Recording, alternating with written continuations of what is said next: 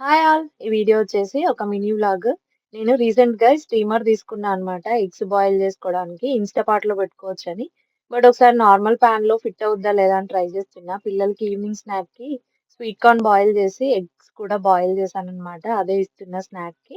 And దాని తర్వాత అయితే మా వాడికి కొంచెం తెలుగు నేర్పిస్తున్నా. ఓకే. విసా. డిడ్ యూ డూ ఇట్ విసా? బట్ ఇట్లా రాయొచ్చు కదా దేవాంశ్, కింద సింగిల్ లైన్లో I don't standing line. want to. And పాపం యూఎస్‌లో ఉండే పిల్లలకి తెలుగు నేర్చుకోవడం కొంచెం కష్టం కూడా. స్కూల్‌లో బుక్స్ ఉండవు. వాళ్ళు అస్సలు నేర్పించరు. మనం నేర్పిస్తే వాళ్ళకంత ఇంట్రెస్ట్ ఉండదు. సో, ఒక 1, 2 ఇయర్స్ నుంచి నడుస్తూనే ఉంది ఇది. సో, స్లోగా సింపుల్ వర్డ్స్ అయితే బాగా రాస్తున్నాడు. అప్రిషియేట్ చేయాలి ఆ విషయంలో అయితే. అండ్ ఆ రోజు రాటన్ బనానాస్ ఉంటే బనానా మఫిన్స్ చేశాననమాట. చాలా బాగొచ్చాయి. టేస్ట్ కూడా చాలా బాగా కుదిరాయి. చాక్లేట్ చిప్స్ ఏసి చేశాను. కిడ్స్‌కి చాలా ఇష్టము ఇది.